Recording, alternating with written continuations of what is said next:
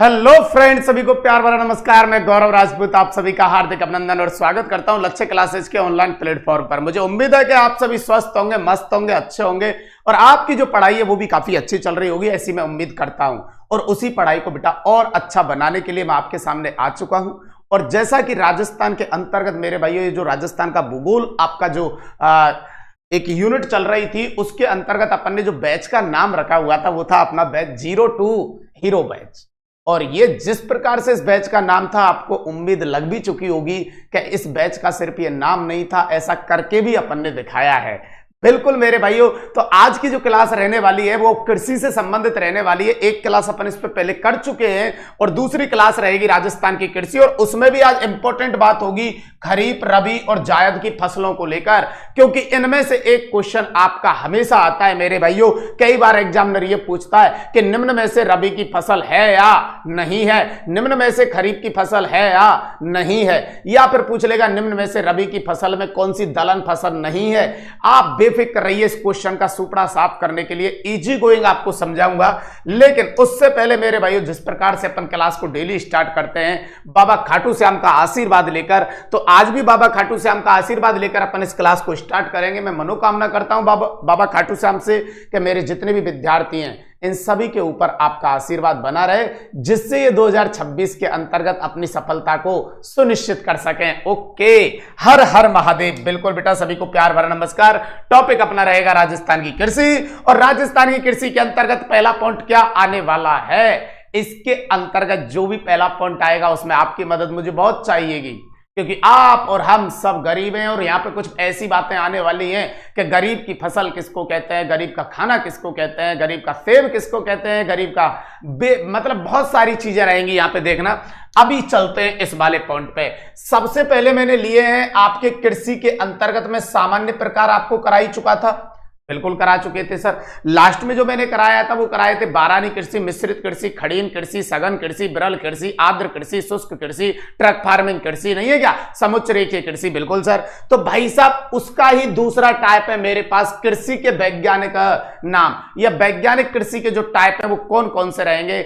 एक बार सभी को पुनः राधे राधे राधे राधे, प्यार भरा नमस्कार, जय महाकाल मेरे भाइयों, जय जवाहर, सभी को प्यार भरा नमस्कार। जल्दी से सेशन को शेयर कर दीजिए और फिर चलते हैं अपने मेन पॉइंट पर। तो देखिए बेटा, यहां आपके पास में है कृषि के मेरे भाइयों नाम। Okay sir. और ये जो कृषि के नाम है उसमें फर्स्ट रहेगा आपका सेरीकल्चर, जो कि संबंधित किससे है, तो ध्यान रखना है बेटा, ये संबंधित होता है रेशम से, रेशम उत्पादन से संबंधित होता है, रेशम उत्पादन से संबंधित होता है आपका क्या, सेरीकल्चर। Okay sir. फिर बेटा आपको याद रखना है एपी कल्चर किसको कहते हैं, तो बेटा ध्यान रखेंगे एपी। अरे भाई क्या पी, अरे शहद पी भाई। हाँ, तो भाई साहब सेरीकल्चर में तो क्या था, रा था पीछे, इसलिए रेशम आपने लिख दिया याद करने के लिए। और एपी में आप क्या कहेंगे कि एपी क्या पी भाई, अरे शहद पी। और शहद किसका पी भाई, मधुमक्खी शहद, मधुमक्खी शहद बोलेंगे। Okay sir. या बेटा इसको बोलेंगे मधुमक्खी पालन, तो मधुमक्खी शहद या मधुमक्खी पालन रहेगा। ओके सर, डन मेरे भाइयों। फिर आ जाता है विटीकल्चर। क्या आ जाता है, विटीकल्चर। अरे घर में कोई भी छोटा बच्चा होता है, चाहे लड़का हो चाहे लड़की हो, अपन जब फल फ्रूट लेके आते हैं तो उससे कहते हैं बेटा अंगूर खाएगी क्या, बिल्कुल सही कह रहे हैं सर। तो विटीकल्चर जो संबंधित रहेगा वो ध्यान रखना बेटा अंगूर से संबंधित रहेगा, या अंगूर की खेती से संबंधित रहता है, जिसको अपन कहते हैं क्या, विटीकल्चर। Okay sir. और भाई साहब ये आपने बचपन में पढ़ा होगा साइंस की किताब में, वर्मी कंपोस्ट खाद, बिल्कुल पढ़ा है सर। किससे बनता है, केंचुआ से बनता है, बिल्कुल सही कह रहे हैं सर। तो ये आपकी वर्मी कल्चर रहेगी बेटा केंचुआ से संबंधित, किससे, केंचुआ। और भाई साहब ये बनता है आपका वर्मी कंपोस्ट, वर्मी कंपोस्ट खाद, वर्मी कंपोस्ट खाद, बिल्कुल सही कह रहे हैं सर। फिर चलते हैं पोमोकल्चर। और सर पोमोकल्चर जो है ये किससे संबंधित है, तो ध्यान रखना पोमोकल्चर संबंधित है फलों से। किससे संबंधित है बेटा, फलों से। और एक आती है हॉर्टिकल्चर, हॉर्टिकल्चर। इसका मतलब क्या होता है बेटा, इसके अंतर्गत आपकी वो ही जाती है बागबानी फसलें। हॉर्टिकल्चर का मतलब होता है बागबानी फसलें, और बागबानी का मतलब होता है जिसमें फल, फूल और सब्जी को एक साथ बोया जाए। बिल्कुल गुरुजी, तो हॉर्टिकल्चर रहेगा बेटा बागबानी फसलों से संबंधित। अच्छे तरीके से समझना, कहीं इस छोटे से आप मूवमेंट में क्वेश्चन को गलत कर दें। इसमें रहेंगे फल, कॉमा फूल और कॉमा बेटा सब्जी। जब ये तीनों एक साथ आप बोएंगे तो उसे कहा जाता है क्या? हॉर्टिकल्चर। दोबारा से देखो, सेरीकल्चर रहेगी किससे संबंधित? रेशम से संबंधित। एपी क्या पी? मधुमक्खी शहद पी। बेटा अंगूर खाएगी क्या? बिल्कुल अंगूर से संबंधित। वर्मी कंपोस्ट खाद मतलब केंचुए से संबंधित। पोमो को याद रखना, इसमें कोई ट्रिकली मेथड नहीं है। पोमो जो कल्चर रहेगी वो ध्यान रखना किससे? फलों से संबंधित रहेगी। और हॉर्टिकल्चर, जब ये तीनों चीजें एक साथ बोई जाएं, जिसे हम बागवानी फसल कहते हैं, फल, फूल और सब्जी, तो इसे बोला जाता है वैज्ञानिक टाइप में क्या? हॉर्टिकल्चर। ओके, डन है मामला? डन है सर। चलिए फिर आगे बढ़ते हैं मेरे भाइयों इन्हीं नामों के अंतर्गत। 7वें नंबर पे आता है एक फ्लोरिकल्चर। जी गुरुजी, अब फ्लोरी का मतलब तो आप वैसे भी निकाल सकते हैं, फ्लोरी से बनाएंगे फ्लावर, और फ्लावर होता है फूल। क्या होता है बेटा? फूल। बिल्कुल, तो इसका मतलब ये आपकी किससे संबंधित रहेगी? फूलों से संबंधित। अब देखो, स्पेशल अगर फूल है तो आप फ्लोरी कहेंगे, स्पेशल अगर फल है, स्पेशल अगर फल है, ये रहा फल, तो पोमोकल्चर कहेंगे, और स्पेशल अगर सब्जी आएगी तो ओलेरीकल्चर कहेंगे, और तीनों को अगर एक साथ दे दिया तो आप हॉर्टिकल्चर कहेंगे। गजब बात सर, गजब। ओके, अब चलते हैं भाई साहब पिसीकल्चर, और मैंने अंडरलाइन किस पे किया है आप देख रहे हैं, मैंने किया है पिस, और पिस बोले तो फिश, और फिश बोले तो मछली। समझ गए? तो पिसीकल्चर या पिस को फिश बना देंगे तो भाई साहब आपके पास में आ जाएगा मत्स्य पालन। तो ये किससे संबंधित रहेगी? मत्स्य पालन, या मत्स्य आपको नहीं समझ में आ रहा है तो बेटा मछली पालन। तो पिसीकल्चर रहेगी आपके मत्स्य पालन या मछली पालन से। और भाई साहब ओलिविकल्चर, ओलिविकल्चर मेरे भाइयों ये किससे संबंधित रहेगी? तो ध्यान रखना, ऑलिव ऑयल बनता है जैतून, किससे? बिल्कुल सर, जैतून की कृषि से संबंधित ये कल्चर रहेगी, जिसे ऑलिव ऑयल कहते हैं या ओलिविकल्चर कहते हैं। और सिल्वीकल्चर किससे संबंधित रहेगी? तो सिल्वीकल्चर को भी आपको ध्यान रखना है सर, ये रहेगी वनों से संबंधित। बेटा ये किससे संबंधित रहेगी? तो ध्यान रखना, ये जो कल्चर है ये वनों से संबंधित रहेगी। और इसके बाद ओलेरी कल्चर, तो भाई साहब ओलेरी कल्चर है सब्जी से संबंधित। और वैसे भी आपने देखा होगा जो सब्जी बेचने वाले होते हैं, जब अपनी गलियों में सब्जी बेचने के लिए आते हैं तो भाई साहब वो यही नाम पुकारते हैं कि टिंडा ले ले, भिंडी ले ले, मिर्च ले ले, टमाटर ले ले, और जब कुछ नहीं बचता है एंड में तो फिर कहते हैं ओले ओले ओले। तो ध्यान रखना है आपको इसी प्रकार से कि ओले ओले वाला जो आवाज दी जाती है वो कौन देता है? सब्जी वाला देता है। तो ओलेरी कल्चर रहेगी किससे मेरे भाइयों? सब्जियों से संबंधित रहेगी। किससे रहेगी? सब्जियों से संबंधित रहेगी। मतलब मामला क्या बताया मैंने यहां पे, एक उसमें समझेंगे फ्लोरी फूलों से, पिसीकल्चर मत्स्य पालन, ओलिविकल्चर जैतून, सिल्वीकल्चर वनों से, ओलेरीकल्चर सब्जियों से। अब इस जगह पे एक बात जरूर आपको ध्यान रखनी है। जी सर, अगर कल को वो ये कहे कि फलों से, पैसा फलों से संबंधित कौन सी है, मेरी बात को ध्यान से सुनना। ओके सर, फलों से। फिर कहे फूलों से। ओके सर, फलों से, फूलों से। और फिर कहे सब्जियों से संबंधित, सब्जियों से संबंधित, सब्जियों से संबंधित। ओके सर, अब इन तीनों के जब अपन नाम रखेंगे या तो बताइए फलों से संबंधित जो है वो कौन सी रहेगी? तो आप कहेंगे फलों से संबंधित जो रहेगी गुरुजी वो रहेगी पोमोलॉजी कल्चर। ओके सर, कौन सी रहेगी? Pomology culture. Okay sir, pomology culture मान ली बात। और जब आपसे कहे फूलों से तो वो संबंधित रहेगी जिसको आप कहेंगे फ्लोरिकल्चर। Okay sir, floriculture. और सब्जी से संबंधित रहे तो ध्यान रखना वो रहेगी ओलेरीकल्चर। ओलेरीकल्चर, इसका मतलब जब इनको पर्टिकुलर अलग अलग पूछा जाए, कि आपसे पूछा जाए फलों से पोमोलॉजी, आपसे पूछा जाए फूलों से फ्लोरी, और आपसे पूछा जाए सब्जियों से ओलेरी, लेकिन गलती से अगर इन तीनों को बेटा एक साथ अगर मैं जोड़ दूं, गलती से इन तीनों को एक साथ जोड़ दूं कि फलों से, फूलों से और सब्जियों से जब तीनों एक साथ जोड़ दी जाए तो फिर ध्यान रखना फिर क्या बनेगा, ये तो फिर आपका बनेगा बागवानी। जैसा कि मैं पीछे करके आ रहा हूं मेरे भाइयों, एक अपन के पास कल्चर है बागवानी फसल जिसमें लिखा गया है उसे कहते हैं हॉर्टिकल्चर, बिल्कुल। तो उसके बाद बेटा ये ध्यान रखना, ये इन तीनों को मिलके आपको बोलना होगा क्या, हॉर्टिकल्चर। अब बताओ बात समझ में आई या नहीं आई। अलग अलग पूछा जाए तो यह आंसर होगा, और तीनों को अगर एक साथ लिख के दे देगा तो फिर आप ध्यान रखेंगे आपको क्या आंसर करना है, तो भाई सब हॉर्टिकल्चर, बागवानी फसलों से संबंधित। तो ये कृषि के कुछ वैज्ञानिक नाम थे। इससे पहले मैंने आपको कृषि के क्या कराए थे, सामान्य टाइप कराए थे। बोलो यहां तक बात आपके समझ में आ गई होगी मेरे हिसाब से, मुझे उम्मीद है।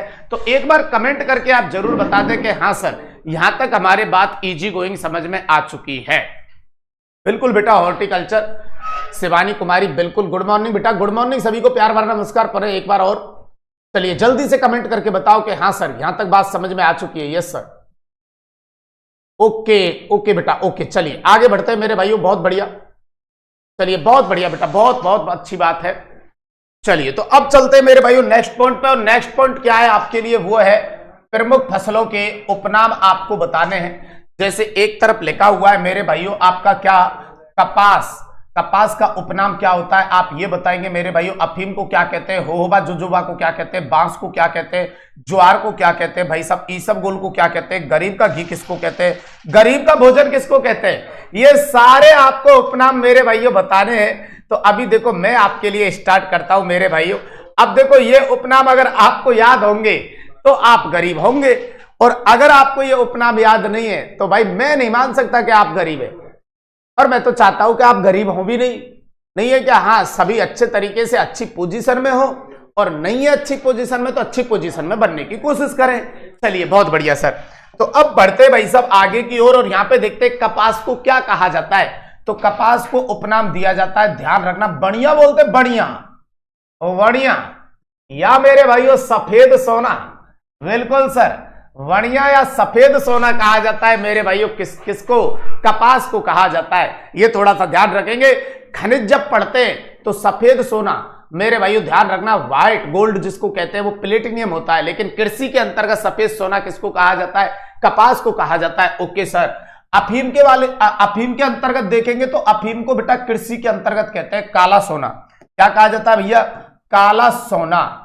भाई साहब काला सोना कृषि के अंतर्गत कभी भी आपसे पूछा जाए तो ध्यान रखना किसको कहते हैं, अफीम को कहते हैं। और एक यहां पे ये भी ध्यान रखेंगे भाई साहब, एक है आपके पास काली मिर्च, ठीक है सर, काली मिर्च, तो भाई साहब इसे भी काला सोना कहा जाता है। क्या कहा जाता है, काला सोना कहा जाता है। लेकिन भाई साहब ये ध्यान रहे ये किसके अंतर्गत कहा जाता है, मसालों में कहा जाता है। तो कल को पूछे काला सोना मसालों में किसको कहते हैं, तो काली मिर्च को कहते हैं। Okay sir. और मेरे भाइयों यहां पे ये पूछा जाए कि कृषि में मेरे भाइयों काला सोना किसको कहते हैं, तो बेटा अफीम को कहते हैं, ब्लैक गोल्ड। ओके।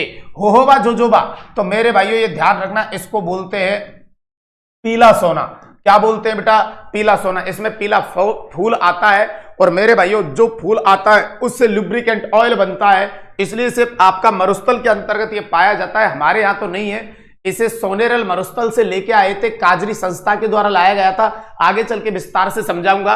तो होबा जुजुबा को कहते हैं पीला सोना। ध्यान रखना भाई साहब, आपसे रिक्वेस्ट है इस बात की कि पीला सोना वो कभी भी पूछे, पीली क्रांति वो कभी भी पूछे, डायरेक्ट सरसों में मत जाना भाई साहब।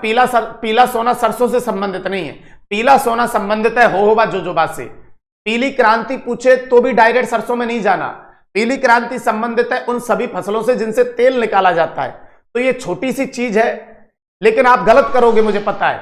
जब वो पीला सोना पूछेगा तो ए ऑप्शन में लिख देता है आपके लिए सरसों, और आप तुरंत टिक करते हो सरसों, तो प्लीज रिक्वेस्ट है सरसों मत करना, पीला सोना रहेगा होबा जोजोबा।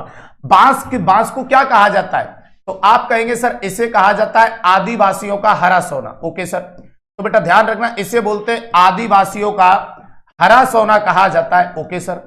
या मेरे भाइयों इसे दूसरे नाम से आप ये भी कह सकते हैं, इसे बोलते हैं आदिवासियों की इमारती लकड़ी। आदिवासियों की मेरे भाइयों इमारती लकड़ी कहा जाता है। अब सर इसे ऐसे क्यों कहते हैं मेरे भाइयों, बांस को आदिवासियों का हरा सोना क्यों कहते हैं मेरे भाइयों, राजस्थान के अंतर्गत जिधर आपके ये सबसे ज्यादा आपके आदिवासी लोग पाए जाते हैं वो दक्षिणी राजस्थान है, और उधर दक्षिणी राजस्थान में बांस काफी होता है। तो जब ये इसको बेचते हैं तो इससे ठीक ठाक इनको इनकम प्राप्त होता है। तो इस वजह से तो ये बोलते हैं हरा सोना, ठीक है सर। और इमारती लकड़ी क्यों बोलते हैं? इमारती इसलिए बोलते हैं कि जब अपने घर बनाते हैं तो इन्हीं बांसों से ये बनाते हैं। और हर कोई, चाहे मैं हूं चाहे आप हो, जब अपना घर बनाएंगे तो बताइए हर किसी की मंशा ये होती है कि अच्छी लकड़ी लगनी चाहिए, तो इसलिए ये इसे अपनी इमारती लकड़ी मानते हैं। तो ध्यान रखना, इसे आदिवासियों का हरा सोना या आदिवासियों की इमारती लकड़ी कहते हैं। ज्वार को क्या कहा जाता है मेरे भाइयों, या सोरगम जिसे कहते हैं, तो ध्यान रखना ज्वार का मीनिंग होता है गरीब की रोटी। तो ज्वार का मीनिंग क्या रहेगा बेटा? गरीब की रोटी। कभी भी पूछेगा गरीब की रोटी किसको कहा जाता है, तो ध्यान रखना किसको कहते हैं? ज्वार। ईसबगोल किसको कहा जाता है, तो ध्यान रखना ईसबगोल मेरे भाइयों इसका उपनाम क्या है? तो ईसबगोल का उपनाम है घोड़ा जीरा। क्या है बेटा? घोड़ा जीरा किसको कहा जाता है? ईसबगोल को कहा जाता है। गरीब का घी किसको कहते हैं? तो गरीब का घी कहते हैं तिल को मेरे भाइयों। जैसे गरीब की रोटी मैंने किसको कहा है? ज्वार को। तो बताइए आप लोग अब मेरे को कमेंट करके बताओ कि गरीब का भोजन किसको कहते हैं बेटा? ये मेरे को आप कमेंट करके बताइए जल्दी से। अगर आप गरीब होंगे तो सही जवाब देंगे, तो भाई सब जल्दी से बताइए। बिल्कुल बेटा, है ना? तो गरीब की रोटी तो ज्वार को कहते हैं। अब आपको बताना है गरीब का भोजन किसको कहते हैं। चलिए जल्दी से बताइए मेरे भाइयों। ओके ओके, और भी कमेंट आने दो बेटा। ओके, बहुत बढ़िया मेरे भाइयों, बहुत बढ़िया। तो गरीब का भोजन कहा जाता है, आपने बिल्कुल एकदम सही बताया सर। बाजरा को कहा जाता है, किसको कहा जाता है? बाजरा। तो ये कुछ उपनाम रहे। अगली स्लाइड पे भी कुछ उपनाम है, एक बार और देख लो। कपास को कहते हैं बढ़िया या सफेद सोना, अफीम को कहते हैं काला सोना, होबा जोजोबा को कहते हैं पीला सोना, बांस को कहते हैं आदिवासियों का हरा सोना या आदिवासियों की इमारती लकड़ी, ज्वार को कहते हैं गरीब की रोटी, और ईसबगोल को कहते हैं घोड़ा जीरा, गरीब का घी कहते हैं तिल, और गरीब का भोजन कहते हैं बाजरा को। इसके बाद मैं आगे की ओर आता हूं मेरे भाइयों। तो यहां पे आप बताएंगे कि मोटे अनाजों का राजा किसको कहा जाता है। तो ये मेरे को लगता है कि आप इसमें कंफ्यूज रहेंगे, तो कंफ्यूज होने की जरूरत नहीं है। मोटे अनाजों का राजा बोला जाता है ज्वार को। किसको बोला जाता है बेटा? ज्वार को, ठीक है। सर जूट को क्या कहते हैं? सर जूट को ध्यान रखना मेरे भाइयों, इस जूट को सन या पटसन मेरे भाइयों, तो ये गोल्डन फाइबर कहा जाता है। क्या कहा जाता है बेटा? ये गोल्डन फाइबर बोलते हैं, गोल्डन फाइबर कहा जाता है मेरे भाइयों। किसको बोला जाता है? तो सर जूट कह लो इसे, या इसको आप सन कह लो, या मेरे भाइयों इसको पटसन कह लो। तो जूट, सन या पटसन को कहा जाता है गोल्डन फाइबर। मूंगफली को क्या कहते हैं सर? तो ध्यान रखना बेटा, मूंगफली के बारे में कहा जाता है कि यह है गरीब का बादाम। इसे गरीब का क्या कहते हैं भाई साहब? बादाम बोलते हैं। गरीब मेरे भाइयों बादाम खरीद नहीं सकता, तो वो इसी को अपना बादाम मानता है उपयोगिता के आधार पर। और दूसरी बात ये, यहां जैसे ही वो पूछे गरीब का बादाम, तो कच्चा बादाम मत बोल देना, समझ गए? वो गाना है कच्चा बादाम वाला। गरीब का बादाम होता है मूंगफली। और जब बात आती है मक्का की, तो ध्यान रखना मक्का को बोलते अनाजों की रानी। क्या बोला जाता है बेटा? अनाजों की रानी। तो सर राजा भी आएगा, बिल्कुल आएगा, थोड़ी देर रुके रहे। दालों का राजा किसको कहा जाता है? सर दालों का राजा बोलते हैं चना को। सर गरीब का सेब किसको कहा जाता है? ये आपको कमेंट करके बताना है। बताइए गरीब का सेब किसको कहते हैं? चलिए मैं आपका समय बेकार नहीं करूंगा, मैं ही बता देता हूं। गरीब का सेब अमरूद को कहा जाता है। और गरीब का फल किसको कहा जाता है? तो बेर को कहा जाता है। Okay sir. और भाई साहब अनाजों का राजा किसको कहा जाता है? तो ध्यान रखना अनाजों का राजा बोला जाता है किसको? चावल को। तो ये कुछ कृषि फसलों के उपनाम थे बेटा, इसको भी आपको याद रखना है मेरे भाइयों।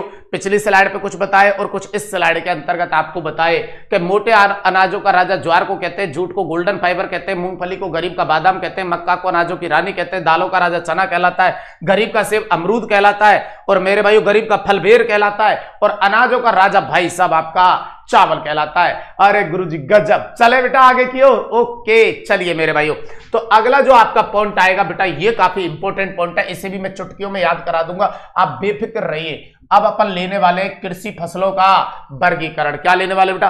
कृषि फसलों का वर्गीकरण। इसको मैं किस तरीके से आपको बताऊंगा, पहले यहां पे आइए आप लोग। जी गुरुजी, तो अपन अब चलने वाले हैं बेटा कृषि फसलों का वर्गीकरण। Okay sir. और कृषि फसलों का जो आपका वर्गीकरण आएगा ना बेटा, वो दो तरीके से किया जाता है। जी गुरुजी बताइए कितने तरीके से बेटा? दो तरीके से किया जाता है। Okay sir. जिसमें बेटा एक तरीका आपका रहेगा मेरे भाइयों ये, जिसे आप कहेंगे ऋतु या मौसम के आधार पर। तो कृषि फसलों का वर्गीकरण एक तो होता है बेटा ऋतु या मौसम के आधार पर। किसके आधार पर बेटा? ऋतु या मौसम के आधार पर। ओके सर, ऋतु या मौसम के आधार पर कृषि फसलों का वर्गीकरण किया जाता है। Okay sir. और बेटा एक किया जाता है उपयोगिता के आधार पर। किसके आधार पर? उपयोगिता के आधार पर, कि आपकी घर की आवश्यकताएं क्या है उस चीज को ध्यान में रखते हुए जो फसलें बोई जाती है, उपयोगिता के आधार पर। इसका मतलब मैं दोनों चीजों को समझाता हूं। ऋतु या मौसम के आधार पे यह है कि जब ऋतु या मौसम के आधार पे आपकी फसलें बोई जाए तो वो आपका वर्गीकरण कहलाता है। ऋतु या मौसम के आधार पे दिया गया कृषि फसलों का वर्गीकरण। उपयोगिता का मीनिंग ये होता है कि घर के अंतर्गत जो भी आपको उपयोग में लेने वाली फसल है उसको हम पहले प्राथमिकता देते हैं अपनी कृषि योग्य भूमि पर बोने के लिए। तो जब इस प्रकार की चीजें ध्यान रखी जाए कि अपने घर की मानवीय आवश्यकताओं को कौन सी फसल से पूरा किया जा सकता है मेरे भाइयों, खाने से संबंधित या फिर दलहन से संबंधित या फिर तिलहन से संबंधित, हो सकता है अनाज आपके लिए काफी हो, स्टॉक हो, घर के सदस्य कम हो, तो हो सकता है आप कुछ ऐसी फसलें बोले जिनको बेचने से तुरंत आपको प्रॉफिट हो मार्केट में, जिन्हें नकदी या व्यापारिक फसल कहते हैं।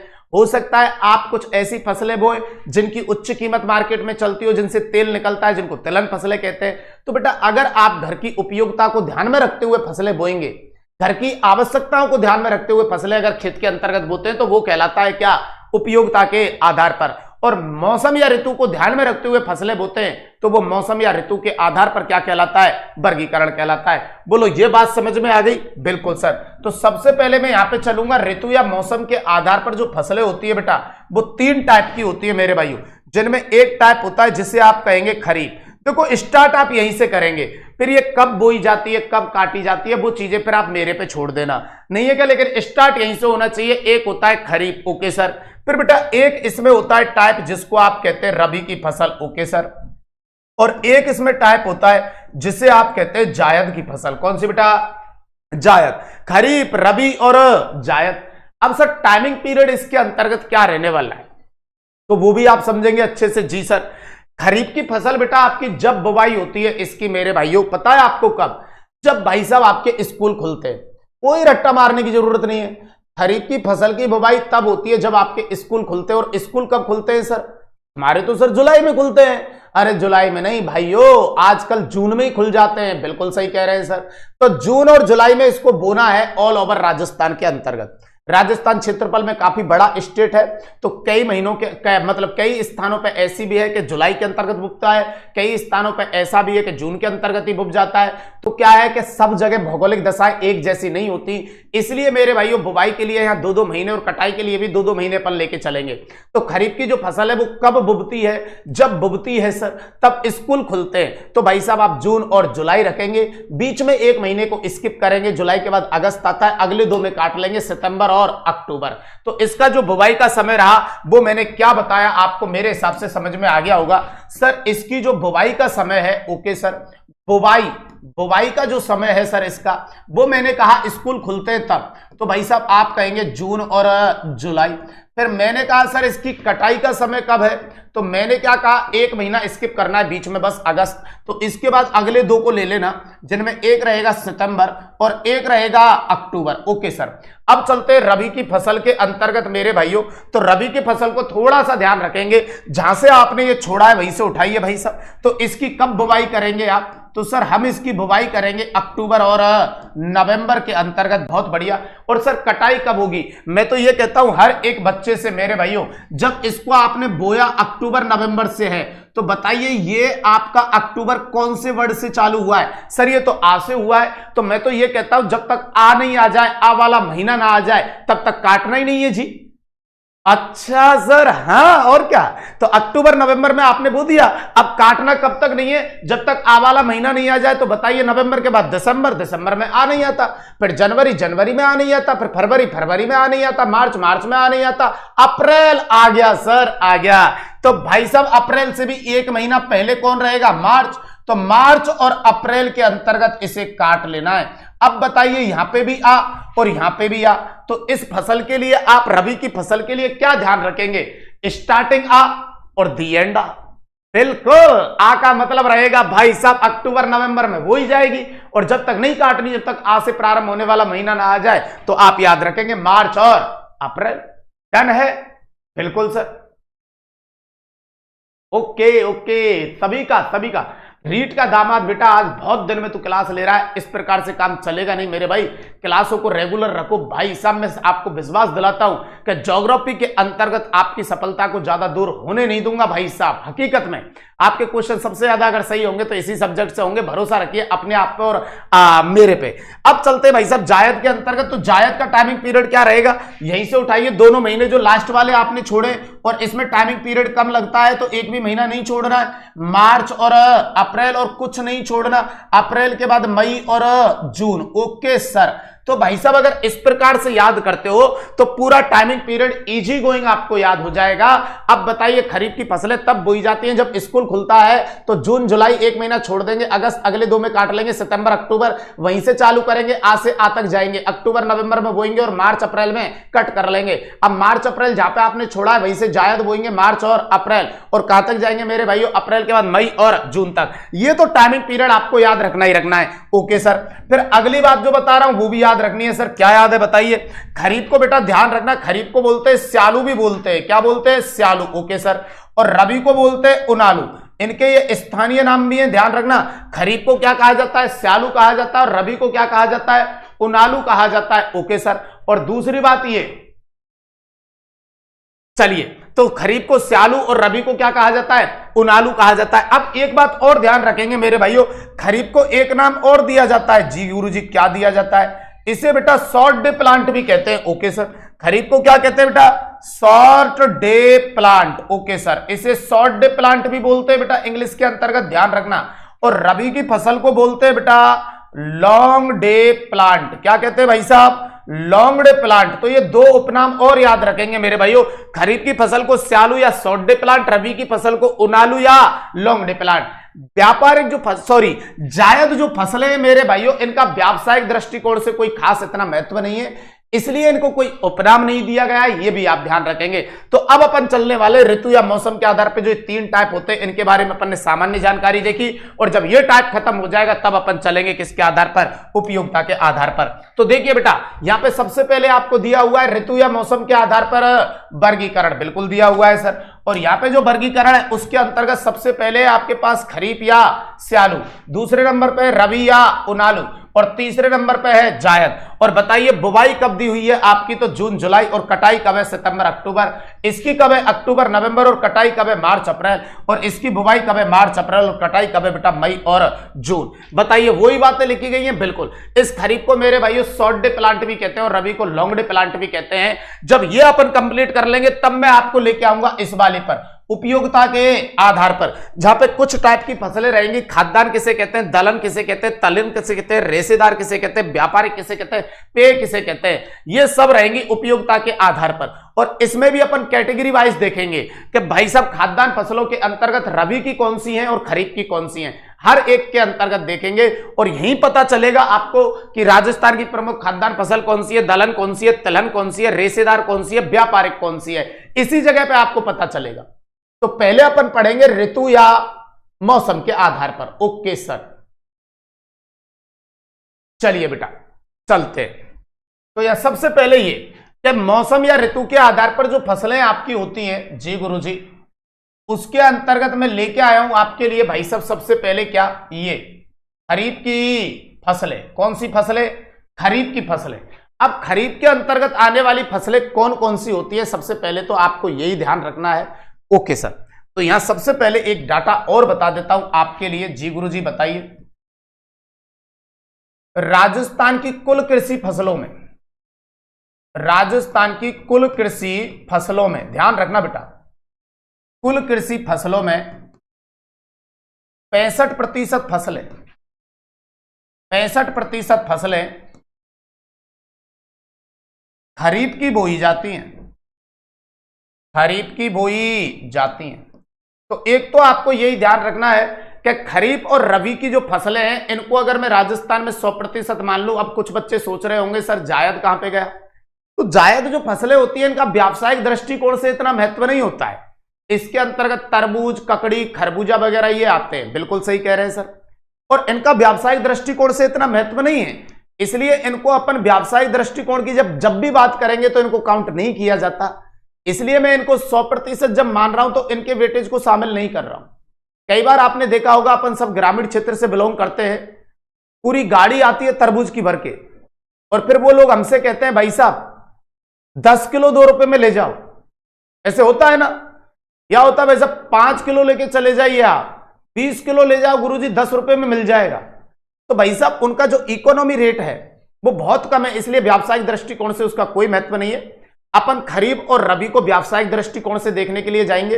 तो मेरे भाइयों, राजस्थान के अंतर्गत जो भी फसलें बोई जाती हैं उन्हें मैं 100 मान लूं, बिल्कुल सर। तो 100 में से ध्यान रखना 65% आपकी खरीफ की फसलें बोई जाती हैं। अब बची आपके पास 35%, 35%, तो वो ध्यान रखना रबी की फसलें होती है। और यहां पे छात्र बहुत ज्यादा गलती करते हैं, क्योंकि वो खुद बोते हैं क्या, रबी, तो उन्हें लगता है रबी ज्यादा बुगता है। नहीं, अपने राजस्थान में ज्यादा बुगता है, ध्यान रखना खरीफ।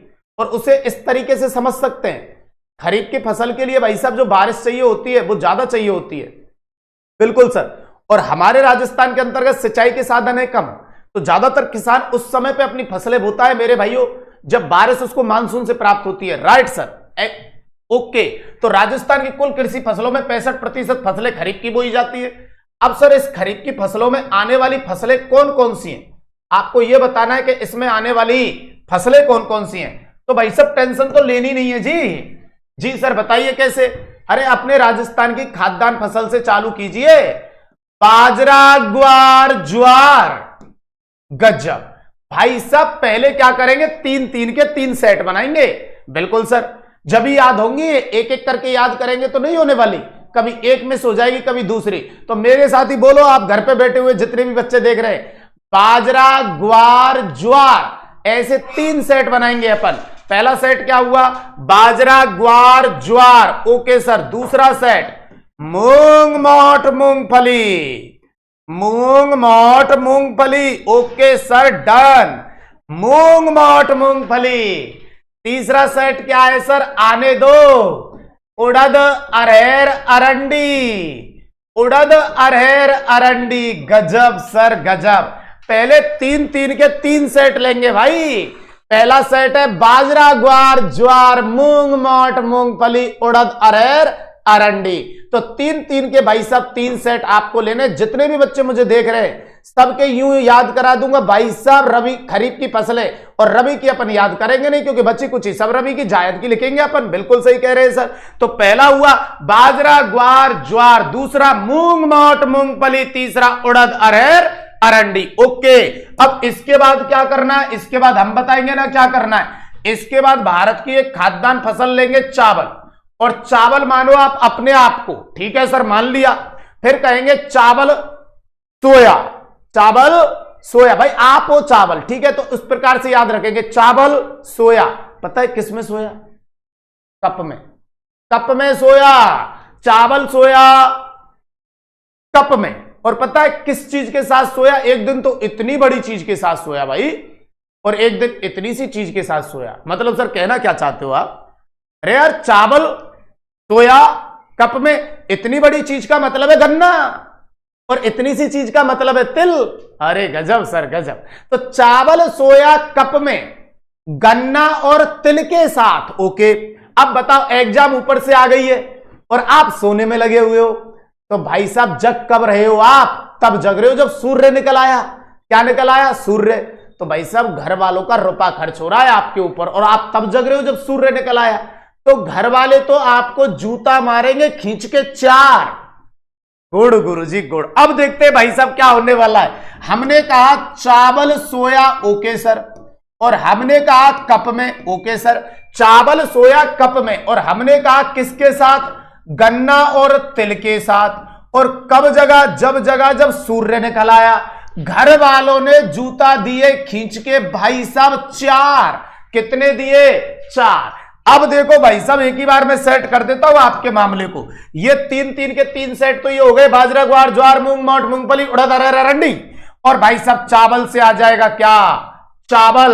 और सोया से आ जाएगा क्या, सोयाबीन, ओके सर। और कप से आ जाएगा क्या, कपास। और में से आ जाएगा क्या, मक्का। और गन्ना से आ जाएगा क्या, गन्ना। और तिल से आ जाएगा क्या, तिल। और सूर्य से आ जाएगा क्या? सूर्यमुखी। ओके सर, सूर्यमुखी। और जूता से आ जाएगा जूट सन या पटसन। Okay sir, done. और चा से आ जाएगा चबला, चबला। और रा से आ जाएगा रागी। तो बेटा ये जितनी भी फसलें आपने देखी हैं ये सब है खरीफ की फसलें, और इनको इजी गोइंग याद करने के लिए मैंने आप सबको बता ही दिया है, नहीं है क्या? बिल्कुल। बाजरा, ग्वार, ज्वार, मूंग, मोठ, मूंगफली, उड़द, अरहर, अरंडी और चावल, सोया, कप में गन्ना और तिल के साथ। कब जगह? जब सूर्य निकल आया, घर वालों ने जूता दिए खींच के 4। बोलो अब करो मेरे भाई कमेंट, बोलो खरीफ याद हुआ कि नहीं हुआ? 1 ही मिनट में होगा भाई साहब, होगा। क्यों नहीं होंगी चीजें? जब आप इतनी शिद्दत और ईमानदारी के साथ मेरे साथ जुड़े हुए हो तो भाई साहब सारी चीजों की टेंशन मेरे ऊपर लाद दो, और उन टेंशनों को मैं एक्सेप्ट करने के लिए तैयार हूं। और फिर देखते हैं ज्योग्राफी कैसे याद नहीं होती है। यार क्यों घबराते हो आप लोग भाई साहब? Tension free. ओके, यहां तक डन है मामला? बिल्कुल डन है। अब पता है आपको क्या करना है? अब अच्छे बच्चे होंगे आप, तो सबसे पहले मेरे को यह काम करके बताएंगे कि मैं आपसे यह कहूं कि इन फसलों के अंतर्गत मेरे भाइयों वह फसलें आप बताइए बेटा, इन फसलों के अंतर्गत आप वह फसलें बताइए मेरे भाइयों जिनको अपन कहते हैं खाद्यान्न फसलें, अनाज फसलें जिनको कहते हैं। तो जल्दी से कमेंट करके बताइए अनाज फसलें या खाद्यान्न फसलें किसको कहा जाता है? तो बताइए, 1 में टिक कर लूं बाजरा? सही कह रहे हैं गुरुजी, ये हो गई। और भाई साहब एक बात ध्यान रहे, एक बात ध्यान रहे, आइए भाई साहब आपकी मैं यहां पे ढूंढने के लिए जा रहा हूं खाद्यान्न फसलें। ओके सर, फिर आपसे ही पूछूंगा तिलहन फसलें, और फिर आपसे ही पूछूंगा दलहन फसलें, और जो शेष रह जाएंगे वो रह जाएंगी आपकी व्यापारिक फसलें। तो एक बात बताऊं आपको, इस पूरे ग्रुप में से खाद्यान्न आएंगी 5, तिलहन भी आएंगी 5, और दलहन भी आएंगी 5, और बची कुची सब चली जाएंगी व्यापारिक के अंतर्गत। Right sir. तो अब आपको क्या छांटना है? पहले खाद्यान्न फसलें कौन सी हैं सर? तो आइए भाई साहब, एक बाजरा हो गई, बिल्कुल हो गई सर। गरीब की रोटी बताइए, आप ज्वार को कह रहे थे, बिल्कुल कह रहे थे, 2 हो गई। मूंग, मोठ, मूंगफली में कोई है नहीं, उड़द, अरहर, अरंडी में नहीं है। एक हमारे पास ये हो गई जिसको आपने क्या कहा है? चावल कहा है। ओके सर, चावल हो गई। अभी तो 3 ही हुई है सर, आगे चल तो रहे। एक कौन हो गई? मक्का हो गई सर, मक्का हो गई। Okay sir, 4। और गन्ना, तिल, सूर्यमुखी, जूट सन, पटसन, चबला नहीं, चबला चौरा की फरी जो दाल होती है। एक रागी, भाई साहब ध्यान रखना, कंफ्यूज मत हो जाना, रागी एक खाद्यान्न फसल है। अब बताइए आपकी खाद्यान्न फसलें कितनी हो गई सर? अरे सर ये तो 5 हो गई, और बहुत इजी गोइंग अपन ने कर ली। बिल्कुल भैया, एक आपकी बाजरा है, एक आपकी भाई साहब क्या आई है? ज्वार आई है, एक चावल है, एक मक्का है और एक रागी है। अब चलते हैं भाई साहब दलहन फसलें ढूंढने के लिए। क्या ढूंढने के लिए? दलहन फसलें। और वो मैं कितनी बता रहा हूं, वो भी मैं आपसे कह चुका हूं कि भाई साहब वो आपकी कितनी रहेंगी? सर आपने कहा है वो आपकी रहने वाली है, देखिए कितनी, 5। अब दलहन कौन कौन सी है भाई साहब? जैसे भाई साहब बताइए, एक कौन है? मूंग है, बिल्कुल है सर। एक कौन है? मोठ है, ये भी दलहन फसल है। एक सर आपकी उड़द है, बिल्कुल है सर उड़द। एक है अरहर, बिल्कुल है सर अरहर। और एक मेरे भाई, अरे सोयाबीन को कोई दलहन मत मानना, इसका ज्यादातर प्रयोग होता है तेल निकालने में, इसलिए इसे कैटेगरी में रखेंगे तिलहन में। वैसे आप कह सकते हैं दलहन और तिलहन, लेकिन ज्यादा इसका यूज होता है तिलहन फसलों में। तो भाई साहब दलहन में कौन कौन आई? एक आ गई आपकी मूंग, ओके सर। एक आ चुकी है आपकी मोठ, एक आ चुकी है आपकी उड़द, और एक आ चुकी है अरहर, और एक यहां से लेंगे भाई साहब चबला। तो बताइए ये भी कितनी हो गई आपकी? सर ये भी 5 हो गई दलहन। अब काम करते हैं तिलहन फसलों पे। कौन सी फसलों पे बेटा? आइए, तो अब आप लेके चलते हैं आपको कौन सी फसलों पे सर? तिलहन फसलों पे। अब बताइए तिलहन फसलों में जिनसे तेल निकलता है, तो एक हो गई आपकी मूंगफली, बिल्कुल हो गई सर मूंगफली, ओके। एक हो गई बेटा आपकी अरंडी, कौन हो गई? अरंडी, ओके सर। इधर की तरफ से चलेंगे तो एक हो गई आपकी सोयाबीन, ओके 3 हो गई, और मैं 5 का ही डिजिट आपको बताया हूं। एक हो गई तिल, कौन सी हो गई? तिल। और एक हो गई सूर्यमुखी, ओके। तो भाई साहब जिनसे तेल निकलता है वो फसलें, एक मूंगफली, एक अरंडी, एक सोयाबीन, एक तिल और एक सूर्यमुखी। अब बताइए जितनी इसमें शेष रह गई, जैसे यहां से रह गया ग्वार, यहां से रह गया कपास, यहां से है गन्ना, और यहां से जूट सन या पटसन, ये सब आपकी फसलें रहेंगी जिनको आप कहेंगे व्यापारिक फसल। अब यार किस प्रकार से रट्टा मारते हो बताइए? कहां रट्टा मारने की जरूरत है भाई? सब जरूरत है ही नहीं रट्टा मारने की। 1% बहुत इजी गोइंग आपको चीजें समझा दी गई हैं। बिल्कुल सही कह रहे हैं सर। तो भाई साहब यहां पे जो ये चीजें इस तरीके से बताई गई हैं उसमें से ध्यान रखना मेरे भाइयों। सबसे पहले मैंने जो ब्लैक से बताया है, ये जो ब्लैक में लिखा हुआ है सर, ये आपके ब्लैक के अंतर्गत है, ध्यान रखना।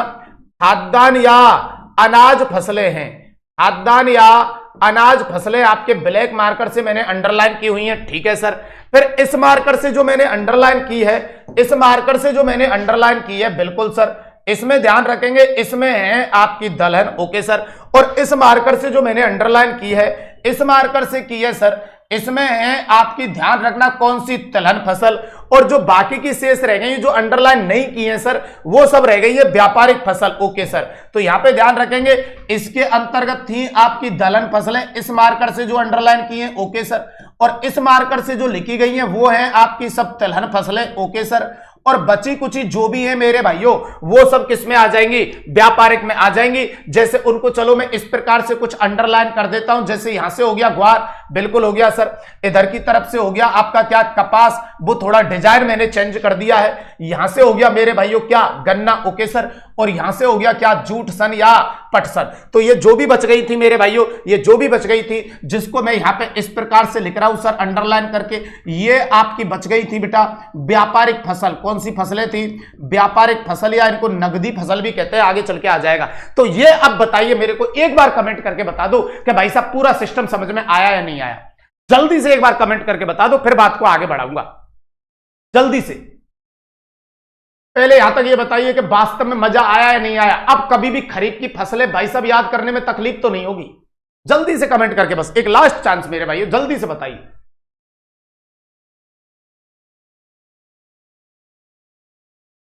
ओके ओके ओके बेटा, बहुत बढ़िया मेरे भाइयों, बहुत बढ़िया। चलिए बहुत बढ़िया, अब चलते हैं बेटा आगे।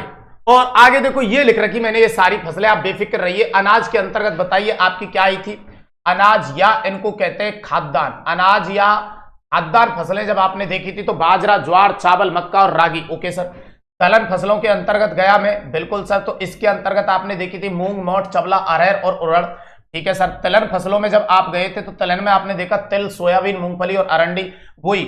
और ये एक ही है ना, सूरजमुखी या सूर्यमुखी। तो हर एक में वही 5-5 आ रही हैं जो अपन ने ली हैं, बिल्कुल सर। और फिर अपन देखे थे नगदी या व्यापारिक फसलें, जिसके अंतर्गत कपास था, गन्ना था, ग्वार था और जूट था, बिल्कुल सर। और ध्यान रखेंगे जूट को आप भले सन भी कह सकते हैं, ओके सर। और मेरे भाइयों इसको भले ही आप क्या कह सकते हैं, पटसन भी कह सकते हैं। तो यहां पे ये कुछ चीजें ध्यान रखनी थी। अगर इस प्रकार से भी क्वेश्चन पूछा जाए कि खरीफ की फसलों में कौन सी दलहन फसल नहीं है, अब आपको पूछा गया दलहन फसल नहीं है तो मूंग, मोठ, चबला, अरहर और उड़द दलहन फसल हैं, और इनके अलावा कोई एक ही खरीफ की फसल और लिख देगा। तो अब क्वेश्चन इतना अंदर से भी आने लग चुका है मेरे भाइयों। तो यहां पे आप बिल्कुल इस तरीके से याद रखेंगे, कहीं आपको कोई प्रॉब्लम होगी नहीं। अब चलते हैं सर अगले स्टेप पे, और अगला स्टेप है आपके पास रबी की फसलें। कौन सा है बेटा, रबी की फसलें। अब पहली बात तो यहां पे ये ध्यान रखेंगे भाई साहब, राजस्थान की कुल कृषि फसलों में, बेटा राजस्थान की कुल कृषि फसलों में, कुल कृषि फसलों में 35% फसलें रबी की बोई जाती है। तो राजस्थान की कुल कृषि फसलों में 65% फसलें किसकी बोई जाती हैं, रबी की। अब भाई साहब इस पे रट्टा नहीं मारना है। क्यों नहीं मारना है रट्टा, अभी आऊंगा भाई साहब बाद में इस पे, 1 मिनट के लिए। पहले अपन यहां चलते हैं भाई साहब आपकी कौन सी फसलों पे, जायद फसलों पे। और जायद फसलों में आते हैं खरबूज, तरबूज, सब्जियां, ककड़ी, पशुओं का जो चारा आता है मेरे भाइयों, ये चीजें यहां पे आती हैं कौन सी वाली फसलों के अंतर्गत, जायद। अब एक बात बताइए, खरीफ आपको पूर्ण रूप से याद है, जायद में आपको ये पता ही है तरबूज, ककड़ी, खरबूजा प्लस पशुओं का चारा और हरी सब्जियां ये आती हैं, ओके सर। अब मेरे भाइयों एक बात बताइए, रबी हम क्यों याद करेंगे यार, जो फसलें बची हैं वो किस में चली जाएंगी, रबी में चली जाएंगी। बात तो गुरुजी आप सही कह रहे हैं भाई, खरीफ को हमने बिल्कुल कंप्लीट याद कर लिया है कि भाई साहब बाजरा, ग्वार, ज्वार, मूंग, मोठ, मूंगफली, उड़द, अरहर, अरंडी, चावल, सोयाबीन, कपास, मक्का, गन्ना, तिल, सूर्यमुखी, जूट, सन, पटसन और चबला और रागी। भाई साहब खरीफ उड़ा तो दिया, उड़ा दिया सर। और जायद की कैसे भाई साहब, तरबूज, ककड़ी, खरबूजा, भाई साहब हरी सब्जियां प्लस पशुओं का चारा, ये जायद में आता है। अब हम क्यों याद करेंगे रबी की फसलें, हम क्यों याद करेंगे इसमें गेहूं आता है, हम क्यों याद करेंगे इसमें जौ आता है, हम क्यों याद करेंगे इसमें चना आता है, क्यों याद करेंगे मटर आता है, मसूर आता है मेरे भाइयों, क्यों याद करेंगे तारा मीरा आता है, ईसबगुल आता है, अलसी आता है, तमाकू आता है। क्यों याद करेंगे सरसों आता है, क्यों याद करेंगे सौंफ, धनिया, जीरा, मेथी, मिर्च, मसाला, अदरक, प्याज, लहसुन, ये सब इसमें आता है जी। लेकिन क्यों याद करेंगे, आप बताइए क्यों याद करेंगे? भाई इसको छोड़ेंगे, बिल्कुल सही कह रहे हैं सर, इसे छोड़ेंगे। हाँ बिल्कुल सही कह रहे हो, ऐसा लग रहा है जैसे सर सब्जियां बेच रहे हो, बिल्कुल सही कह रहे हैं भाई साहब। अब अगर आप मेरे से संतुष्ट नहीं होंगे पढ़ाई से तो बताइए फिर मैं ये भी काम कर लूंगा, खरीदनी आपको ही पड़ेगी। मेरे को तो बोलना भी आता है नहीं है क्या? कैसे? बाजरा, ग्वार, ज्वार, मूंग, मोठ, मूंगफली, उड़द, अरहर, अरंडी, चावल, सोयाबीन, कपास, मक्का, गन्ना, तिल, सूर्यमुखी, जूट। अरे भाई साहब ऐसे ही आपको याद हो जानी चाहिए। चलिए अब चलते हैं भाई साहब रबी की फसलों में, अनाज फसलों में। तो बताइए गेहूं और कौन आता है? जौ आता है। दलहन फसलों में चलेंगे तो भाई साहब चना, मटर और मसूर आता है। ओके। और पूरे सब्जी प्रारूप में आ जाते हैं तो बताइए सरसों, बिल्कुल सही कह रहे हैं सर। फिर भाई साहब जीरा आ जाता है, राई आ जाती है, सौंफ आ जाता है, लहसुन आ जाता है, प्याज आता है, अदरक, मिर्च, मसाला और फसलें और मेथी। और फिर भाई साहब नगदी या व्यापारिक फसलों में आ जाते हैं तो सर ये तारा मीरा, ईसबगोल, अफीम, तंबाकू और अलसी आते हैं। लेकिन भाई क्यों याद करना है? बची कुची सब रबी की है। खरीफ हमने याद कर लिया, जायद हमने याद कर लिया, तो बची कुछ की किसकी रह जाएंगी भाई साहब? बिल्कुल सही कह रहे हैं सर, बची कुची सब रह जाएंगी भाई साहब किसकी? बोलो रबी की। Okay sir, done done done. अब चलते हैं मेरे भाइयों दूसरा वर्गीकरण जो आप यहां पे देख रहे थे शुरू में। आइए अब आएगा आपके सामने ये वाला वर्गीकरण जिसको आप कह रहे थे उपयोगिता के आधार पर। किसके आधार पर? उपयोगिता के आधार पर। इसमें अपन सबसे पहले बात करने वाले खाद्यान्न या अनाज फसलें। इनको खाद्यान्न या अनाज फसलें बोला जाता है। वह फसलें मेरे भाइयों जिन्हें खाने के रूप में काम में लिया जाता है। खाने के रूप में तो सर दाल भी काम में ली जाती है। नहीं नहीं नहीं नहीं, जिनको मेरे भाइयों जिनको पीस के ऐसे आटा बनाया जाता है, जिनको पीस के ऐसे आटा बनाया जाता है उन्हें कहते हैं मेरे भाइयों क्या? बिल्कुल सर अनाज या खाद्यान्न फसलें। दलहन फसलें किन्हें कहेंगे मेरे भाइयों? तो दलहन जो दालों के रूप में काउंट होती हैं, इनको भूमि उर्वरक फसलें भी कहा जाता है क्योंकि इनकी जड़ों में राइजोबियम नामक जीवाणु पाया जाता है जो वायुमंडल की नाइट्रोजन को नाइट्रेट में परिवर्तित करता है। तो जैसे खाद्यान्न फसल को अनाज फसलें कहते हैं, ऐसे ही ध्यान रखना दलहन फसल को क्या और कहते हैं भाई साहब? भूमि उर्वरक फसल भी बोलते हैं, भूमि उर्वरक फसल भी बोलते हैं। Okay sir. तलन फसलें जिनसे तेल निकाला जाता है। Okay sir. रेशेदार फसलें भाई साहब जिनसे आपके रेशे की प्राप्ति होती है। Okay sir. और इसके अलावा व्यापारिक फसलें, और व्यापारिक फसलों को ध्यान रखेंगे इनको नकदी फसलें भी बोलते हैं। ये वह फसलें होती है जिन्हें भाई साहब औद्योगिक क्षेत्र में कच्चे माल के रूप में काम में लिया जाता है। जैसे सूती वस्त्र उद्योग के लिए बताइए कपास चाहिए या नहीं चाहिए? बिल्कुल चाहिए सर। भाई साहब चीनी उद्योग के लिए गन्ना चाहिए या नहीं चाहिए? बिल्कुल चाहिए। और पेय फसलें बेटा जिन्हें पीने के रूप में काम में लिया जाता है। अब आपको क्या करना है? अनाज या खाद्यान्न फसलों के अंतर्गत जब आपसे पूछा जाए खरीफ की कौन सी रहेंगी तो आप कहेंगे सर बाजरा रहेगी। बिल्कुल कहेंगे सर। आप कहेंगे मक्का रहेगी। बिल्कुल सर। आप कहेंगे चावल रहेगा। बिल्कुल रहेगा भाई साहब। आप कहेंगे रागी रहेगा। बिल्कुल रहेगा सर। आप कहेंगे ज्वार रहेगा। बिल्कुल रहेगा सर। और यही तो 5 थी किसमें? खरीफ में। अब हमको फिर रबी की क्यों याद करनी? अपने आप बची कुची खाद्यान्न फसल रबी की हो जाएगी जैसे गेहूं और जौ। बात तो सही कह रहे हैं सर। अरे सही कह रहे हैं भाई साहब। अब देखिए कहां पे चलते पर आइए, तो यहां पे बात अपनी निकल के आ जाती है। ये रही उपयोगिता के आधार पर या उपयोग के आधार पर भाई साहब आपके फसलों का वर्गीकरण किया गया है। और जिसमें सबसे पहले मैं ले रहा हूं आपके लिए क्या? ये आ गई आपकी अनाज या खाद्यान्न फसल। और इसके अंतर्गत यहां पे समझेंगे वे फसलें जो खाने या भोजन के रूप में उपयोगी होती है उन्हें अनाज या खाद्यान्न फसलें कहते हैं। उदाहरण के लिए ध्यान रहे खरीफ में कौन सी जो आप पढ़ के आ रहे हो। ओके सर, ये तो आपने याद कराई थी। बताइए बाजरा है, ज्वार है, मक्का है, चावल है और रागी है। बताइए यही तो है। बिल्कुल सही कह रहे। अब इसमें सर रबी की कौन सी रहेंगी? 2 गेहूं और जौ। तो कल को बेटा ये क्वेश्चन पूछा जाए कि उपयोगिता के आधार पर कौन सी खाद्यान्न फसल नहीं है या अनाज फसल नहीं है तो भाई साहब आपको खरीफ की याद तो है। अगर एक उसने रबी की दी तो आप याद कर लेना। तो मेरे भाइयों गेहूं और जौ रबी में 2 ही आती है बस। बिल्कुल सही कह रहे हैं सर। ओके। अब आपसे पूछा जाए प्रमुख खाद्यान्न फसल, प्रमुख खाद्यान्न फसल और वो भारत या विश्व में पूछा जाए तो भारत या विश्व की प्रमुख खाद्यान्न फसल है बेटा चावल। और आपके राजस्थान की प्रमुख खाद्यान्न फसल है क्या? बाजरा। इसका मतलब जिस जिसके दिमाग में ये चल रहा है कि गेहूं टिक कर दे, गेहूं टिकी मत करना। राजस्थान की प्रमुख खाद्यान्न फसल को माना गया है बाजरे को और विश्व या भारत में प्रमुख खाद्यान्न फसल माना गया है चावल को। वैश्विक स्तर पर जो सबसे ज्यादा लोग खाते हैं वो चावल और भारत में जो सबसे ज्यादा लोग खाते हैं वो ध्यान रखना मेरे भाइयों वो क्या खाते हैं? बाजरा। इसीलिए यहां पे आपके अनाज या खाद्यान्न फसलों में कल को मैं आपसे ये कहूं कि राजस्थान की, जी गुरुजी, राजस्थान की प्रमुख खाद्यान्न फसल तो आपको जो जवाब देना होगा मेरे भाइयों, राजस्थान की प्रमुख जो खाद्यान्न फसल है सर वो है आपकी क्या, बाजरा। क्या है बेटा, बाजरा। तो मेरे भाइयों ये आपको ध्यान रखना है कि राजस्थान की प्रमुख खाद्यान्न फसल है बाजरा। फिर चलते हैं मेरे भाइयों अगले स्टेप पे, और अगला स्टेप है आपके पास दलहन फसलें, जिन्हें भूमि उर्वरक फसलें भी कहते हैं, क्योंकि इनकी जड़ों में मेरे भाइयों राइजोबियम नामक क्या पाया जाता है, जीवाणु पाया जाता है। तो वो फसलें जो कृषि भूमि की उर्वरता को बढ़ाती है, क्योंकि राइजोबियम नामक जीवाणु इनकी जड़ों में पाया जाता है, जो आपकी वायुमंडल की नाइट्रोजन को नाइट्रेट में परिवर्तित करता है। हाँ बिल्कुल बेटा, उसे कहते हैं भूमि उर्वरक फसलें। चलिए तो भाई साहब इनमें उदाहरण के रूप में कौन कौन रहने वाली है, और उदाहरण में खरीफ में कौन कौन रहने वाली है दलहन फसलों में, तो वो आपको अगर सेट याद है, बाजरा, ग्वार, ज्वार, तो वहां से तो कुछ मिलने वाला नहीं है। फिर आपको दूसरे सेट में मिलेगा मूंग और मोट, बिल्कुल मिलेगा सर।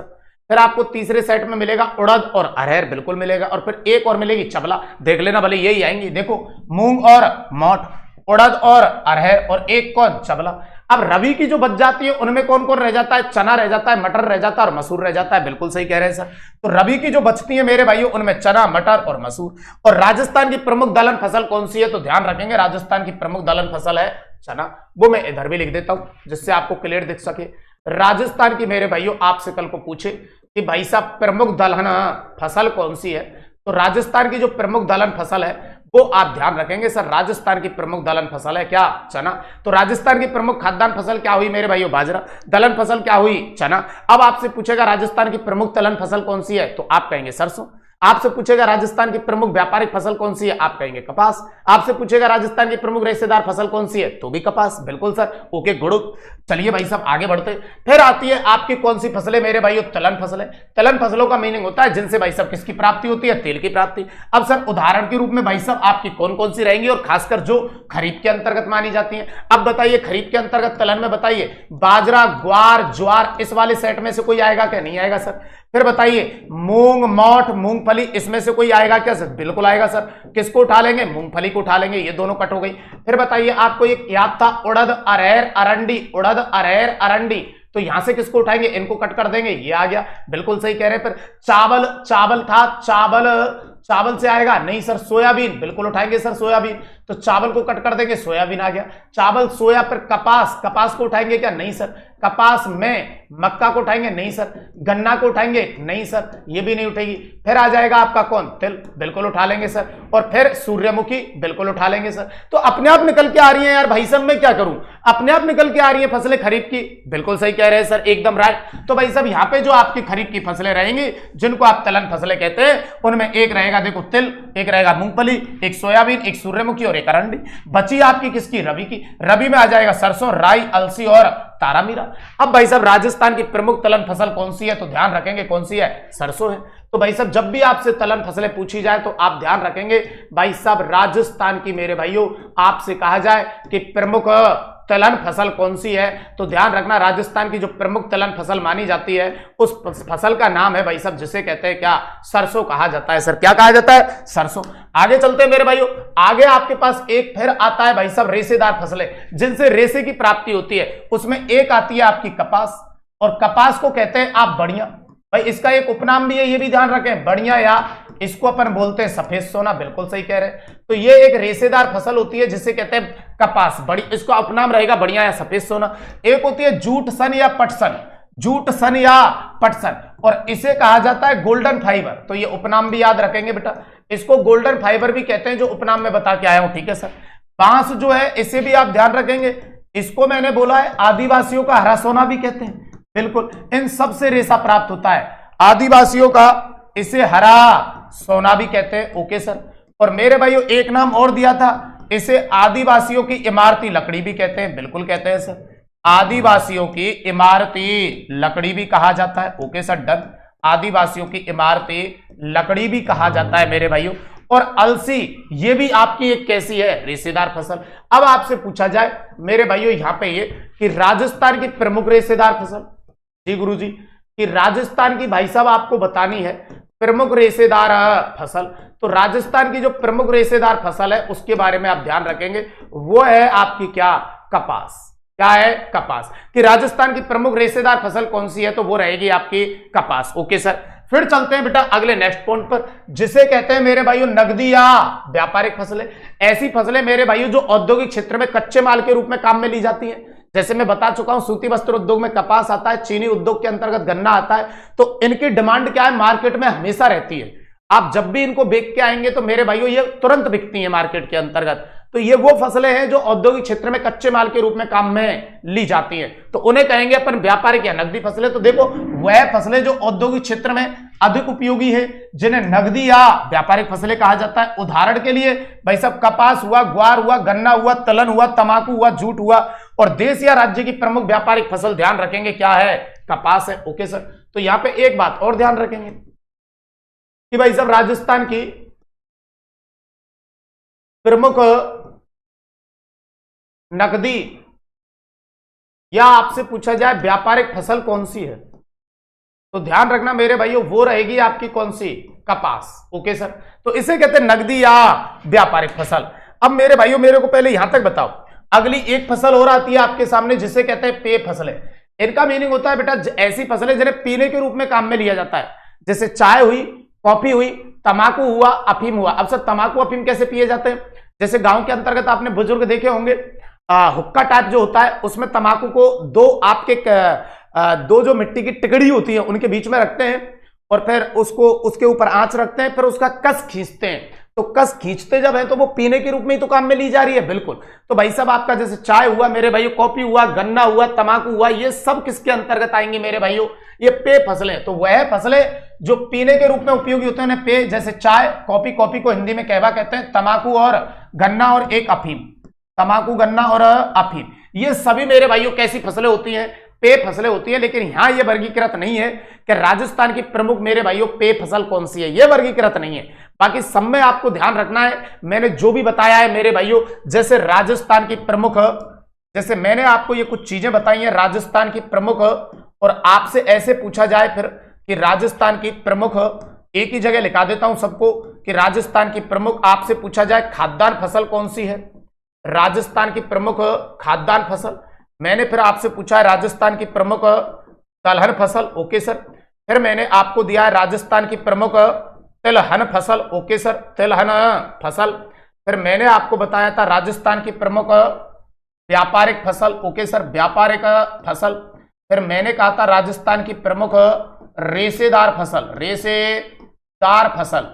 यहां आपको ये वन लाइनर देखने को मिल सकता है सर, तो आपको ये याद रखना है कि राजस्थान की मेरे भाइयों जो आपकी प्रमुख खाद्यान्न फसल है वो हमारे राजस्थान की है बाजरा। ओके सर, राजस्थान की प्रमुख दलहन फसल है वो आपने क्या बताया था मेरे भाइयों, तो वो था आपके पास चना। ओके सर, राजस्थान की प्रमुख तिलहन फसल है तो जिससे तेल निकलता है वो था आपका सरसों। ओके सर, और राजस्थान की प्रमुख व्यापारिक फसल है तो वो था आपका कपास, और राजस्थान की रेशेदार फसल भी कौन सी है, कपास। तो आपको ये चीजें भी याद रखनी है। ओके सर, तो ये था आपके कृषि फसलों का वर्गीकरण जो आपके ऋतु और आपके मौसम के आधार पर बताया, और एक मैंने उपयोगिता के आधार पर बताया। तो बताइए वो आपने जब खरीफ का डाटा याद कर लिया तो देखो चीजें कितनी आसान हो गई। इसलिए बेटा खरीफ के डाटा में कोई कॉम्प्रोमाइज मत करना, उसे बार बार बोलना वो हो जाएगा। बाजरा, ग्वार, ज्वार, मूंग, मोठ, मूंगफली, उड़द, अरहर, अरंडी, चावल से चावल, सोया से सोयाबीन, कप से कपास, और गन्ना से गन्ना, और तिल से तिल। और कब जगह था जब सूर्य निकल आया, सूर्यमुखी। घर वालों ने जूता दिए खींच के चार, अरे जूता से जूट, सन या पटसन, और चार से चाप से चबला, और रा से रागी। नहीं है क्या बेटा? तो बेटा अगर उसे आप अच्छे तरीके से सेटअप कर लेते हो तो फिर कोई दिक्कत नहीं है। नहीं बेटा, राजस्थान की प्रमुख पेय फसल मतलब चाय मतलब आप कह सकते हैं, लेकिन इसका वास्तविकता में कहीं विवरण नहीं है, क्योंकि हमारे यहाँ उत्पादित भी कम होती है ये, तो निर्यात करके हम मंगाते हैं। चलिए बहुत बढ़िया मेरे भाइयों, तो आज की जो ये मेरी क्लास थी, आप एक बार मुझे कमेंट करके बेटा ये बताएं कि ये जो क्लास थी आज की वो आपको कैसी लगी। और मुझे नहीं लगता कि अब आपका वो क्वेश्चन गलत होना चाहिए जो खरीफ और रबी में कंपेयर करते हुए पूछा जाता है। आप एक बार मुझे कमेंट करके जरूर बताएं कि आज की जो क्लास थी वो कैसी लगी मेरे भाइयों। बहुत बढ़िया मेरे भाइयों, बहुत बढ़िया। और दूसरी बात इंपॉर्टेंट ये कि लक्ष्य परिवार के द्वारा जो आपकी पीवाई की सीरीज चलाई जा रही है मेरे भाइयों, कंटेंट के साथ साथ इस पीवाई की सीरीज का भी आप अध्ययन करते रहे। इसमें जो आपके विगत परीक्षाओं के पूछे गए क्वेश्चन है वो सारे दिए हुए और विद व्याख्यात्मक हल दिए हुए हैं, तो उनको भी आप करते रहे। और आप बेफिक्र रहिए, कुछ दिन में आ रही है आपकी क्या, राजस्थान का भूगोल, आपके अपने गौरव सर की। बेफिक्र रहिए, कुछ दिन में आ रही है आपकी राजस्थान का भूगोल। ये आप सबके हाथ में होनी चाहिए। क्यों होनी चाहिए उसके पीछे एक बड़ा रीजन मैं बता देता हूं। थ्योरी पूरी मैं करा रहा हूं, एंड तक कराऊंगा। कुछ बच्चों के ये कमेंट थे कि सर हमें ये पूरी एंड तक कराना, तो ये मैंने शुरू में ही आपको वादा कर दिया था कि आप बेफिक्र रहिए। अब धीरे धीरे आपको विश्वास भी हो गया होगा, मैं पूरा एंड तक कराऊंगा भाई साहब। कृषि के बाद मृदा, उद्योग, खनिज, पर्यटन, परिवहन, जनगणना, पशुगणना सब कराऊंगा भाई साहब। आप बेफिक्र रहिए और इसी जज्बे के साथ और इसी कंटेंट के साथ कराऊंगा। और बीच बीच में जितनी भी परीक्षाएं होंगी तो हुबहू आपको इन क्लासों से मिलवाऊंगा। आप बेफिक्र रहें, तो आप विश्वास बनाए रखें। और अब जब कंटेंट में आपको डिलीवर करा रहा हूं तो उसके बाद बचती है यह प्राथमिकता आपकी कि सर अब हमें विगत परीक्षाओं में पूछे गए क्वेश्चन कहां से निकालने चाहिए, जिससे परीक्षा पैटर्न भी आपको समझ में आए कि यार क्वेश्चन पूछा कैसे जाता है और उसका आंसर कैसे होगा। तो इसके लिए आप बेफिक्र रहिए, कुछ दिन में आने वाली है आपका राजस्थान का भूगोल। यह हर बच्चे के हाथ में होनी चाहिए जो मेरे से पढ़ रहा है मेरे भाई, बिल्कुल। क्योंकि मैंने कंटेंट के लिए नहीं कहा है आपको, मैंने कहा है ये पीवाईक्यू की बुक आपके हर एक के हाथ में होनी चाहिए। तो बेफिक्र रहिए भाई साहब, कुछ दिन की बात और है बस। चलिए बहुत बढ़िया मेरे भाइयों, बहुत बढ़िया। अगला ये मेरे भाइयों, हमारा जो लक्ष्य परिवार है इसी प्रकार से मेहनत करता आया हुआ है। हर एक यहाँ का टीचर बहुत जबरदस्त मेहनत करता है और ये इस सब टीचरों की मेहनत का श्रेय जो जाता है वो आपके अपने प्रिय गुरुजी आनंद सर जी को जाता है, क्योंकि उनकी जो प्लानिंग होती है वो बड़ी गजब की होती है मेरे भाइयों। तो इस लक्ष्य परिवार के अंतर्गत मेरे भाइयों आप सभी का दिल खोलकर स्वागत है। मैं तो इस लक्ष्य परिवार का हिस्सा बन चुका हूं मेरे भाइयों, और आप इस लक्ष्य परिवार का हिस्सा कब बनने के लिए जा रहे। तो मेरे भाइयों अगर किसी को लगता है कि लक्ष्य परिवार का हिस्सा बनने से हमारी जो भाई साहब पढ़ाई है वो सुचारू रूप से चल सकती है और बहुत कुछ हमें उम्मीद है यहां से इस लक्ष्य परिवार से, तो भाई साहब पीछे दिए गए क्यूआर कोड को स्कैन करें और लक्ष्य परिवार का हिस्सा बने। आपका स्वागत है तहे दिल से। आज के लिए इतना ही रखूंगा, बाकी अपन मिलते हैं कल। तब तक के लिए जय माता दी, जय हिंद, जय जवाहर, ऑल दी बेस्ट। मस्त रहिए, स्वस्थ रहिए भाई साहब, खुश रहिए और हमेशा अपने से बड़ों का आदर करते रहिए। आज की क्लास को यही स्टॉप करते हैं मेरे भाइयों। जय श्री राम।